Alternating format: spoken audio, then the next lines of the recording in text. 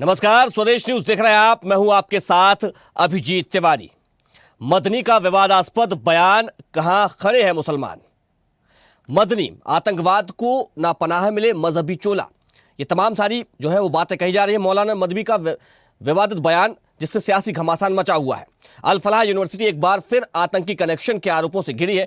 Delhi blast से पहले भी इस यूनिवर्सिटी का नाम कई सीरियल धमाकों में सामने आ चुका है, जिससे इसकी भूमिका संदिग्ध हो गई है। जांच एजेंसियां यूनिवर्सिटी पर निगाह रख रही है और गहन जांच की जा रही है। इस बीच जमीयत उलेमाए हिंद के अध्यक्ष अरशद मदनी के बयान ने विवादों को एक बार फिर से जन्म दे दिया है। मदनी ने अल फलाह यूनिवर्सिटी और सपा नेता आजम खान का उदाहरण देते हुए देश में मुसलमानों के साथ भेदभाव का आरोप लगाया है। मदनी ने कहा कि दुनिया मानती है कि मुसलमान लाचार हो गए हैं और समुदाय खत्म हो गया है, लेकिन मुझे ऐसा नहीं लगता। उन्होंने कहा कि जोहरान ममदानी न्यूयॉर्क के मेयर बन गए हैं और सादिक खान लंदन के मेयर थे।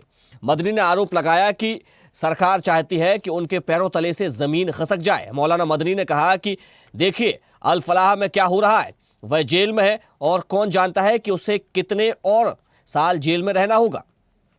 उन्होंने कहा कि हिंदुस्तान में एक मुस्लिम किसी यूनिवर्सिटी का वाइस चांसलर नहीं बन सकता। अगर वो ऐसा करता है तो उसे आजम खान की तरह जेल जाना पड़ेगा। अब मदनी के इस बयान पर विवाद छिड़ा हुआ है। कांग्रेस के कई नेता और मुस्लिम धर्मगुरु उनका समर्थन कर रहे हैं, वहीं बीजेपी के नेता उनके खिलाफ सवाल खड़े कर रहे हैं। मदनी और उनके परिवार पर आरोप है कि वे मुसलमानों को गुमराह कर रहे हैं और उनकी संपत्ति का फायदा उठा रहे हैं। अब आतंकी डॉक्टरों का अड्डा बनी अल फलाह यूनिवर्सिटी के हिमायती मौलाना अरशद मदनी के बयान को लेकर बवाल है और कई सारे सवाल हैं और कई राजनीतिक बयान भी। इसी ज्वलंत मुद्दे पर करेंगे चर्चा, लेकिन पहले कुछ बयान सुनवाते हैं। क्या बात है कि आज दुनिया का मुसलमान एक आदमी न्यूयॉर्क का मेयर बन सकता है, ममदानी लंदन के अंदर मेयर बन सकता है, एक खान हिंदुस्तान के अंदर किसी मुस्लिम यूनिवर्सिटी का कोई आदमी वाइस चांसलर नहीं बन सकता, और अगर बनेगा तो आजम खान की तरह जेल के अंदर जाएगा, इकबाल की तरह औलाद जेल में डाल दी जाएगी। आज देख लीजिए अल फलाह का क्या हो रहा है, जेल में पड़ा हुआ है और कितने साल जेल के अंदर गुजरते हैं नहीं जानता कोई आदमी।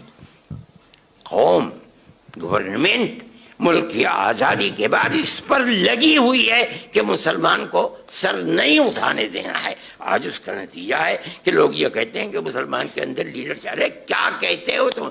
मुसलमान कौम कोई बांझ थोड़ी है, अगर नहीं थी तो वहां कैसे बन गए? यहां किसी यूनिवर्सिटी का वाइस चांसलर नहीं बन सकता आदमी। देखिए, मदनी जैसे देशद्रोही इस देश की व्यवस्था पर प्रश्न चिन्ह नहीं लगा सकते। तुष्टीकरण की राजनीति, मुस्लिम परस्ती की राजनीति करना, ये इस देश में आजादी के बाद कांग्रेस और विपक्ष के नेताओं ने आगे बढ़ाया था। मुझे आश्चर्य होता है कि ऐसे संवेदनशील मुद्दे पर भी इस तरह की बयानबाजी करना और जो व्यक्ति सीधे सीधे आतंकवाद से जुड़ा हुआ है उसको संरक्षण देने की बात करना, उसका उदाहरण प्रस्तुत करना। मदनी भूल रहे हो इस देश के इतिहास को। इस देश के इतिहास में वो गौरवशाली मुस्लिम चेहरे भी हैं जिनको इस देश में आगे बढ़ाया गया है। अब्दुल कलाम साहब इस देश के राष्ट्रपति बने, मिसाइल मैन के रूप में वो स्थापित हुए। उनकी जाति और धर्म को देखकर विभेद नहीं किया गया, पर मदनी जैसे नेता अपनी राजनीतिक रसूख को कायम करने के लिए तुष्टीकरण की राजनीति को आगे बढ़ाते हैं। ये बर्दाश्त नहीं किया जाएगा। मैं तो मांग करता हूं कि मदनी के इस बयान के बाद उसकी भी पूरी जांच होनी चाहिए। वो भी कहीं ना कहीं आतंकवाद और देशद्रोह से जुड़ा हुआ है। कि जो बिहार की बात है, जहां से हम लोग बिलोंग करते हैं, जिस नेता के नेतृत्व में काम करते हैं, उस नेता ने किसी के साथ सौतेला व्यवहार नहीं किया है। सबको लेकर चलने की बात करते हैं, सबके खड़े रहते हैं। मेरे बिहार में मैं इतना जरूर कहूंगा, 2005 के बाद कोई ये नहीं कर सकता है कि जाति धर्म की बात करते हैं। सबको लेकर चलने की बात करते हैं और निश्चित तौर पर आने वाले दिनों में बिहार में जो नेतृत्व मिला है, हम लोग सबको लेकर चलेंगे। ऐसी की बातें नहीं है, ऐसी की बातें नहीं है। कुछ चीजें ऐसी जो अफवाहें ज्यादा होती हैं। जहां तक आपका सवाल है, कल क्या था नहीं मालूम है, जबकि ये हम समय सरकार में है। निश्चित तौर पर हमारे समाज को हर जगह मान सम्मान मिलता है और निश्चित तौर पर उनका विकास भी। इस भारत में एपीजे अब्दुल कलाम जैसे जो हमारे राष्ट्रपति जी हुए, ये मुसलमानों के असली आइकॉन है कि जिनको देखकर हमारा भी सिर आदर से झुकता है और वो सिर उठाकर ही हमेशा चलते रहे। उनको आइकॉन बनाइए ना, दूसरों को आइकॉन क्यों बनाते हो? महाराष्ट्र के बीजेपी का बड़ा नेता कह चुका है कि जब ममतानी न्यूयॉर्क के मेयर चुने गए तो उसने ये बात कही कि हम मुंबई के अंदर किसी मुसलमान को मेयर नहीं चुनने देंगे। क्या होगा इसका रिएक्शन? कैसे आप कह सकते हैं कि हम इसको चुनने नहीं देंगे? फैसला बीजेपी करेगी कि जनता करेगी? जो लोग जिम्मेदार हैं, आतंकी हैं, आतंक फैला रहे हैं, कानून तोड़ रहे हैं, उनके खिलाफ सख्त कार्रवाई कीजिए, वो कोई भी हो। आप कैसे कर सकते हैं? आप उन लोगों के खिलाफ तो कोई कार्रवाई नहीं कर रहे जो यूनियन मिनिस्टर हैं और कह रहे हैं कि हिंदुस्तान के मुसलमान नमक हराम है। तो मौलाना मदनी के बयान से विवाद मचा हुआ है, सियासत गर्मा गई है। कांग्रेस और सपा के नेता जो है वो मौलाना मदनी के बयान का समर्थन करते हुए नजर आ रहे हैं, लेकिन मौलाना मदनी का जो बयान है वो दो समुदायों के बीच जो है वो वर्गीकरण कर रहा है, वहां पर जो है वो खाई खोदने का काम उनका बयान कर रहा है। और सबसे बड़ी बात यह है कि आतंकियों की जो पनाहगाह थी, जो यूनिवर्सिटी, उसको लेकर भी उन्होंने सवाल खड़े कर दिए। आतंकियों पर जो कार्रवाई हो रही है उस पर भी उन्होंने सवाल खड़े कर दिए। इसी मुद्दे पर चर्चा करेंगे, लेकिन सबसे पहले परिचय करवा देते अपने मेहमानों से। हमारे साथ बीजेपी प्रवक्ता विवेक श्रीवास्तव जी जुड़ गए, आपका बहुत स्वागत है। साथ ही सपा से प्रवक्ता निशांत ठाकुर हमारे साथ जुड़ गए, आपका बहुत स्वागत है। और मुस्लिम स्कॉलर सूफी मोहम्मद कौसर हसन मजीदी जी भी हमारे साथ जुड़ गए, आपका भी बहुत स्वागत है। मैं चर्चा की शुरुआत मोहम्मद कौसर हसन जी से करूंगा। मोहम्मद कौसर, कैसे देख रहे हैं आप इस बयान को लेकर, क्या कहेंगे? सीधी प्रतिक्रिया। फर्स्ट बात मैं कहना चाहूंगा इस बारे में कि अरशद मदनी ने जो बयान दिया है ये जिन्नावादी मानसिकता का प्रतीक है और ये द्वि राष्ट्रवाद के सिद्धांत को समर्थन करने वाला ये बयान भारत जैसा लोकतांत्रिक देश जहां पर फैसला मेरिट के आधार पर होता है, योग्यता के आधार पर होता है, उस जगह पर ये बयान देना कि यहाँ पर कोई चांसलर मुसलमान नहीं बन सकता, वाइस चांसलर मुसलमान नहीं बन सकता, तो इनको मालूम होना चाहिए। सबसे पहले तो मैं आपके चैनल के माध्यम से इनकी जानकारी में मजीद इजाफा कर देना चाहता हूं कि आंध्र प्रदेश और बिहार जैसे दो राज्यों के सारे विश्वविद्यालयों के कुलाधिपति जो हैं वो एक मुसलमान हैं। बिहार में राज्यपाल आरिफ मोहम्मद खान और आंध्र प्रदेश में रिटायर्ड जस्टिस सैयद नजीर अहमद साहब। देखिए, इस तरीके के बयानात देकर के कहीं ना कहीं देश के मुसलमानों को कटघरे में खड़ा करने का काम खुद अरशद मदनी कर रहे हैं। देश का आम मुसलमान हमेशा से 1947 के बाद से जो इस देश में रह रहा है उसने ऐसे तत्वों को हमेशा खारिज किया है और यही कारण है कि मुस्लिम लीडरशिप की राजनीति करने वाली जितनी भी राजनीतिक पार्टियां हैं वो उनका वोट प्रतिशत कभी भी 2% के आगे नहीं बढ़ पाया। तो ऐसे लोग जो किसी पार्टी की, मैं किसी का नाम नहीं लेना चाहता हूं, ये किसी सियासी जमात का की बी टीम होने के नाते ये सारे मुसलमानों को बदनाम करने का काम कर रहे हैं। दरअसल इस तरीके के बयान दे करके इससे देश के मुसलमानों का कोई भला नहीं कर रहे हैं, बल्कि देश के मुसलमानों को बदनाम करने का ही काम कर रहे हैं। लेकिन ऐसे बयानों को कैसे रोका जाए? क्योंकि ऐसे बयानों से कुछ जो है वो युवा वो भटक जाते हैं, गुमराह हो जाते हैं और फिर उसका परिणाम पूरी की पूरी कौम और उनके परिवार को भुगतना पड़ता है। ये बयान समाज में खाई खोदने का काम करते हैं। इन बयानों को कैसे रोका जाए, क्या किया जाए? देखिए, जहां तक आपने कहा कि भटक जाते हैं, गुमराह हो जाते हैं, तो ऐसे लोग ही भटकाते हैं और गुमराह करते हैं। मैं इस बात को पूरी तरीके से खारिज करता हूं कि कोई आदमी भटक जाए और अपने कंधे में बंदूक रख ले। अरे किसी के साथ अगर नाइंसाफी हुई तो देश की बहुत बड़ी न्यायपालिका है, हमें कलम उठाना चाहिए कि बंदूक उठाना चाहिए। लोकतंत्र में बंदूक का कोई स्थान नहीं होता है। लोकतंत्र में जो है बुलेट का कोई स्थान नहीं, बैलेट का स्थान है और कलम का स्थान है। ऐसे लोगों को के खिलाफ सरकार को सख्त तरीन कार्रवाई करनी चाहिए, जैसे कि सरकार ने बरेली के एक मुल्ला पे कार्रवाई की थी, उसी तरीके से सख्त कार्रवाई ऐसे लोगों के खिलाफ की जाए। आए दिन इस तरीके के जो है उल्टे सीधे हसन जी, मैं आपकी बात से पूरी तरह से सहमत हूं। आपने भाई बड़ी बात कही और सही बात भी कही है, लेकिन अगर युवा भटकते ना होते, गुमराह ना होते, तो फिर ये जो अल-फलाह यूनिवर्सिटी के डॉक्टर उमर है, तमाम सारे जो डॉक्टर्स हैं वो कैसे निकल के आते? निशांत ठाकुर जी, इस बयान पर क्या कहेंगे आप? आप हमेशा देखिए, आवाज आ पा रही है क्या? जी जी, सुन रहा हूँ। आप देखिए, समाजवादी पार्टी की हमेशा एक विचारधारा रही है जो एक धर्म के निरपेक्षता को, धर्म को जोड़ते हुए काम करना चाहती है। समाजवादी पार्टी की नीति अम्बेडकरवादी नीति है, धर्म के आधार पर नीति चलने वाली है। अगर बात आजम खान जैसे एक बड़े नेता के ऊपर ये जोड़ के कर रहे हैं तो मैं इनकी मौलाना साहब की बात पे मैं क्वेश्चन मार्क नहीं लगा रहा हूँ, लेकिन कहना चाहता हूँ आप सभी और भारत के सभी कानून के ज्ञाता जानते हैं कि किस कदर आजम खान साहब पे मुकदमे लगाए गए हैं। मैं किसी के एक व्यक्तिगत बयान के ऊपर ना ही मेरा कोई समर्थन है और ना ही मेरा कोई पुष्टिकरण। लेकिन अभी आपने कहा कि मैं मौलाना के जो बयान आजम खान से जोड़कर दिया गया है उस पर क्वेश्चन मार्क नहीं लगा रहा हूं, तो क्या आप ये मान रहे हैं कि वो मुस्लिम इसलिए उन पर कार्रवाई की गई, इसलिए उन पर तमाम सारे केस लगाए गए? क्या न्यायपालिका पर आपने सवाल खड़े कर दिए? आपका मंतव्य क्या था, आपकी मंशा क्या थी इस बात को लेकर?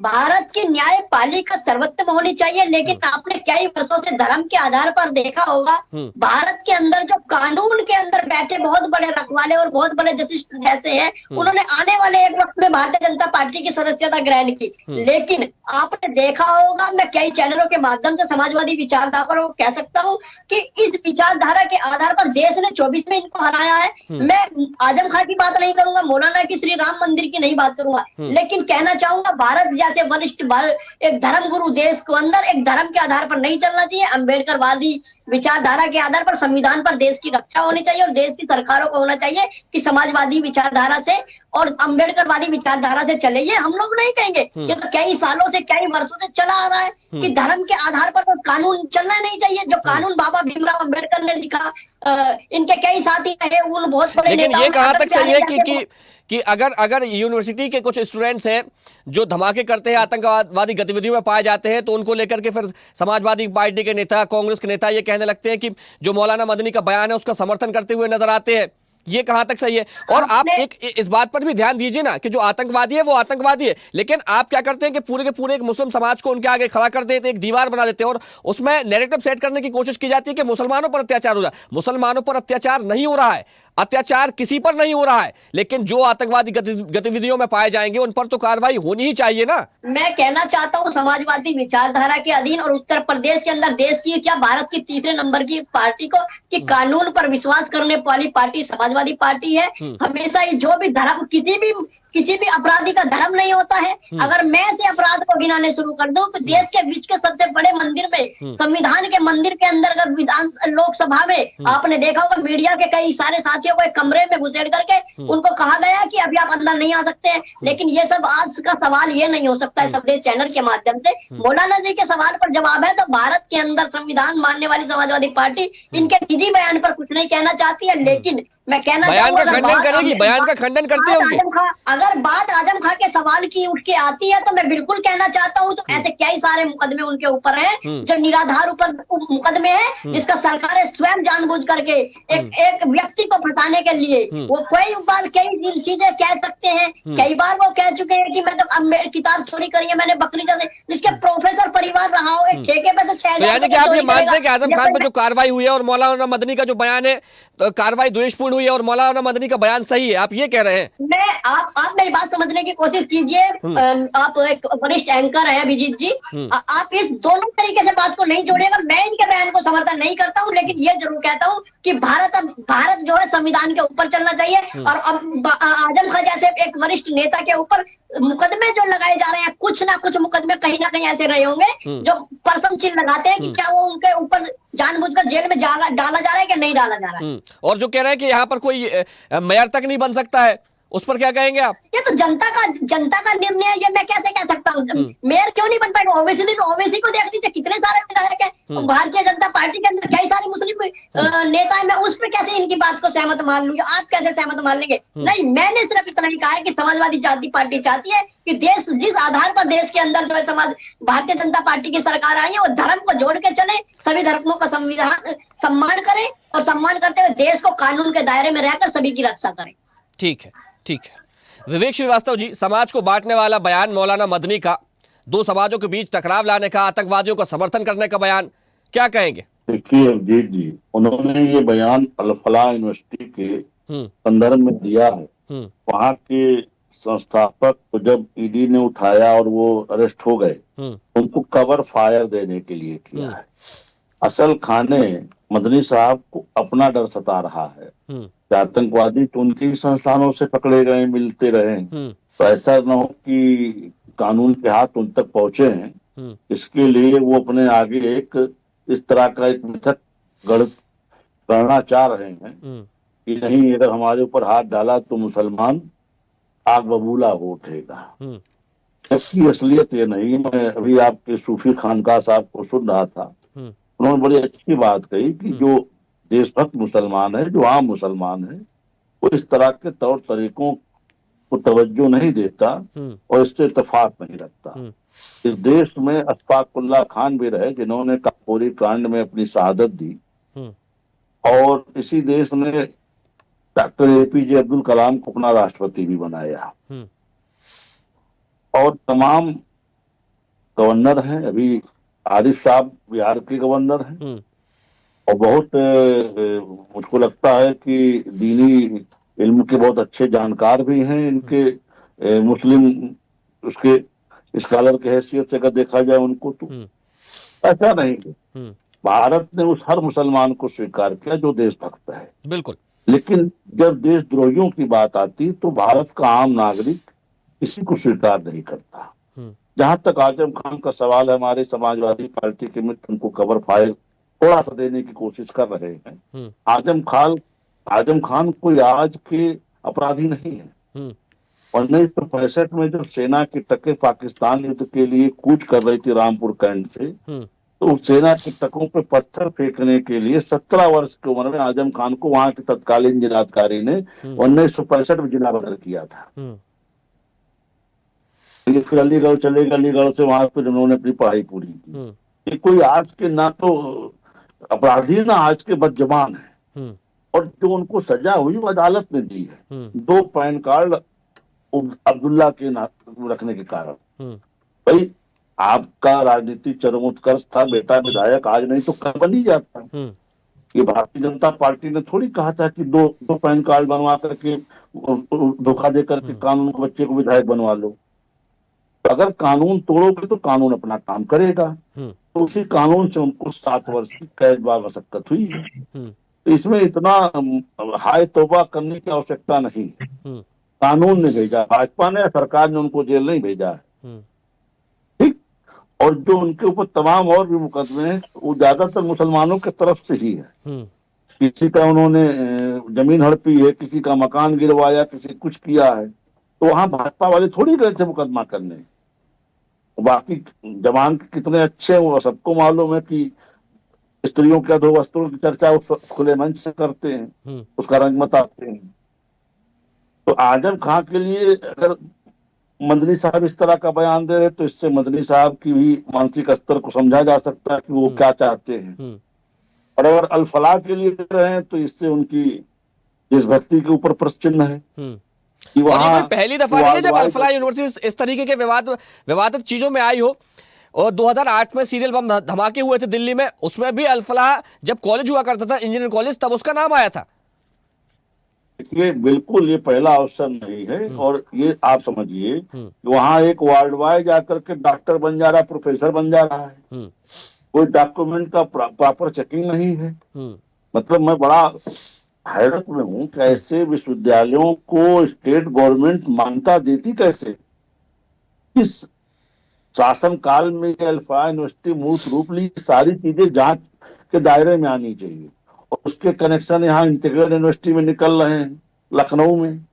लखनऊ की डॉक्टर उससे उस नेक्सस में पकड़ी जा रही है। और ये पढ़े लिखे डॉक्टरों का पकड़ा जाना और यूनिवर्सिटीज को इसमें इन्वॉल्व होना, ये चीज बहुत संदेहास्पद है। ये सारा नेटवर्क, इसको जांच होना चाहिए। मुझको लगता है कि उनको मदनी साहब को कहीं लग रहा कि जांच की तार कहीं हमारे मदरसे तक ना आ जाए, इसलिए वो बिलबिला रहे हैं। क्योंकि उनकी भी जो स्थिति है, उनके यहाँ से भी खूब लोग पकड़े गए हैं। और कई बार आतंकवादी पकड़े गए। मुलायम सिंह जी के समय में याद होगा, मेरे ख्याल से समाजवादी प्रवक्ता को, निशान जी को ना जानकारी हो यहाँ की, पकड़े गए, फिर उसको छुड़वाया मुलायम जी ने और अधिकारियों को हटाया, वहां से केस ट्रांसफर कराए। ये सब सारी कहानी उत्तर प्रदेश के लोग, लखनऊ के जानते हैं। तो ये उनका बिलबिलाना इन घाटों से लाजमी है, लेकिन अब यहाँ बिलबिलाने से काम नहीं होगा। ये जांच होगी और जांच में जो भी लोग पकड़े जाएंगे उनका इंसाफ भारत का कानून करेगा, संविधान करेगा, वही संविधान के तहत उनका इंसाफ होगा जिसकी दुहाई अभी निशान ठाकुर जी दे रहे थे बाबा साहब के संविधान के तहत। ठीक है, ठीक है जी ठीक है। मोहम्मद कौसर जी, बड़े ठीक है, मैं आऊंगा निशान जी, मैं आपके पास आऊंगा। मोहम्मद कौसर जी, देखिए पढ़ी लिखी पीढ़ी जब होती है, पढ़े लिखे जो युवा जब आते हैं तो समाज में सकारात्मक वातावरण बने, इसके लिए हम अपने बच्चों को पढ़ाते हैं और शिक्षा का यही मूल मंत्र भी होना चाहिए, उसका उद्देश्य भी होना चाहिए। लेकिन जब डॉक्टर उमर जैसे आतंकी पैदा हो जाते हैं शिक्षित, और ये कुछ चंद सालों में कुछ चंद ऐसे लोग आते हैं जो गुमराह बताए जाते हैं, जो भटके हुए बताए जाते हैं और आकर के पूरी कौम को संदेह के घेरे में खड़ा कर जाते हैं, इससे कैसे निकला जाए? कौसर जी, माइक आप अपना अनम्यूट कर लीजिए, आपकी आवाज मुझ तक नहीं आ पा रही। जी, बहुत अच्छी बात आपने की, बहुत अच्छा मुद्दा उठाया, सवाल उठाया कि पढ़े लिखे लोग और पढ़े लिखी मतलब जो है ये इस दौर में जो इस तरीके की चीजें सामने आ रही। देखिए, जरूरी नहीं है कि उच्च शिक्षा प्राप्त करने के बाद, पढ़ने लिखने के बाद व्यक्ति जो है वो देश के साथ गद्दारी नहीं करेगा या देशद्रोही नहीं करेगा। बहुत पढ़े लिखे लोग सिमी के साथ भी जुड़े हुए थे, बहुत पढ़े लिखे लोग इंडियन मुजाहिदीन के साथ भी जुड़े हुए थे और बहुत पढ़े लिखे लोग पीएफआई के साथ भी जुड़े हुए थे। जरूरी नहीं है कि पढ़ने लिखने के बाद उनके अंदर इंसानियत की विचारधारा आ जाए। अच्छी विचारधारा आने के लिए अच्छे विचारों का होना जरूरी है। दुर्भाग्यवश हमारे देश में 1947 के बाद मुसलमानों के बीच में जो भी कार्यक्रम चलाए गए, जो भी कार्य किए गए शिक्षा के क्षेत्र में या यूनिवर्सिटियों के क्षेत्र में या विद्यालयों के क्षेत्र में, तो जानबूझ करके कट्टरपंथी तत्वों के तबकों को ही प्रोत्साहित करने का काम किया गया। जो देश की समावेशी विचारधारा है, सूफी विचारधारा, दुर्भाग्यवश उस विचारधारा को हमेशा खत्म करने का काम किया गया। जो 1947 से पहले देश को विभाजित करने का आंदोलन चला रहे थे, वही उसी विचारधारा के लोग 1947 के बाद देश के प्रमुख प्रतिष्ठानों में शामिल हो गए, सत्ता के गलियारों में शामिल हो गए और वो मुसलमानों को फैसला करने लगे। आज की सरकार को ये तय करना चाहिए। मैं भारतीय जनता पार्टी के सत्ताधारी पार्टी भारतीय जनता पार्टी के प्रवक्ता महोदय बैठे हुए हैं, इनके माध्यम से मैं अपील करना चाहता हूं कि सूफीवादी विचारधारा और परंपरा को प्रोत्साहित करने के लिए सरकार को कहें, और हम सरकार से निवेदन करते हैं कि कट्टरपंथी विचारधारा से तभी लड़ा जा सकता है कि जब सूफीवादी विचारधारा को आगे बढ़ाया जाए। ठीक है, ये बड़ी बात कही। ठीक है, निशान जी क्या कह रहे थे आप? निशान ठाकुर जी, उनका संपर्क लगता टूट गया है। चलिए ठीक है, उन्हें जोड़ने की कोशिश करेंगे। विवेक जी, देखिए बड़ी अपील की है कौसर खान साहब ने। नहीं, इनकी अपील वास्तव में काबिले तारीफ है, अच्छी सार्थक बातें इन्होंने की है कि कट्टरपंथी विचारधारा को कहीं न कहीं डिमोरलाइज किए जाने की आवश्यकता और सूफी विचारधारा को तवज्जो दिए जाने की आवश्यकता है। और यही सत्य भी है कि भारत में इस्लाम जो दाखिल हुआ या फैला वो सूफी विचारधारा के तहत फैला, और कट्टरपंथियों ने जितना इस्लाम का नुकसान किया उतना किसी ने किया नहीं। आज उन कट्टरपंथियों की वजह से लोग इस्लाम के अनुयायियों से घृणा करने लगे, उन्हें कोई अपने मकानों में कमरे किराए पे नहीं देता, उनके साथ कोई कारोबार करना नहीं चाहता। मतलब ये स्थिति हो गई कि गेहूं के साथ घुन पिस रहा, जो जरूरतमंद मुसलमान उसकी लोग मदद को आगे नहीं आते हैं, केवल इसी वातावरण के चलते। बिल्कुल, क्योंकि इसी देश में रसखान के लिखे हुए पद गाए जाते हैं, उनके भजन गाए जाते हैं। ठीक है, निशान ठाकुर जी। जी सर, आवाज आ पा रही है क्या? जी सुन रहा हूँ। मेरे बड़े ही वरिष्ठ साथी भारतीय जनता पार्टी के कई बुजुर्ग, मतलब एक सम्मानित साथी बैठे हुए हैं, लेकिन आपने कई चीजों में देखा होगा देश के अंदर ना कहीं पर भी, ये मुझे कहने की जरूरत नहीं है, देश के अंदर मुझे नहीं लगता कि संविधान के तहत भारतीय जनता पार्टी देश को चलाना चाहती हो। बात मौलाना के बयान से स्टार्ट हुई, मुझे तो पता ही नहीं है कि किस तरीके से कहाँ पे आप लेके जाना चाह रहे हैं डिबेट को भारतीय जनता पार्टी के। अगर ये लोग इस मुद्दे को ले जाना चाहते हैं तो मुद्दा तो देश के अंदर बहुत सारा है, मैं भी उठा सकता हूँ, समाजवादी पार्टी का पक्ष में रख रहा हूँ, लेकिन अगर देश के अंदर मुद्दा ऐसा ही जो सर्वे हो रहा है, आप जान सकते हैं बीएलओ तक आत्महत्या कर रहे हैं।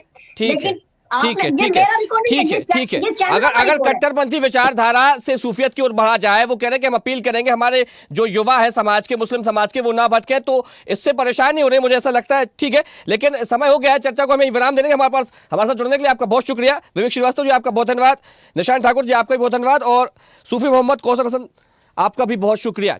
तो मौलाना मदनी के बयान के बाद से विवाद मचा हुआ है, समाजों में खाई खोदने का काम मौलाना मदनी के बयान ने किया। आतंकियों के समर्थन में मौलाना मदनी नजर आए और एक ऐसी यूनिवर्सिटी के समर्थन में वे अपना बयान दे रहे हैं जिस यूनिवर्सिटी का नाम पहले भी आतंकवादी गतिविधियों में जुड़ा रहा है, जिनके जो छात्र रहे जिस यूनिवर्सिटी के, कई बम धमाकों में उनके नाम सामने आए तो कुछ खुद पर बम लगा करके फट जाते हैं। चर्चा में फिलहाल रही, देखते रहिए स्वदेश न्यूज, सबसे पहले देश। देखते रहिए स्वदेश न्यूज। अगर आप इस वीडियो को सोशल मीडिया हैंडल फेसबुक या इंस्टाग्राम पर देख रहे हैं तो हमें फॉलो करें, अगर यूट्यूब पर देख रहे हैं तो सब्सक्राइब करें और बेल आइकन दबाना ना भूलें।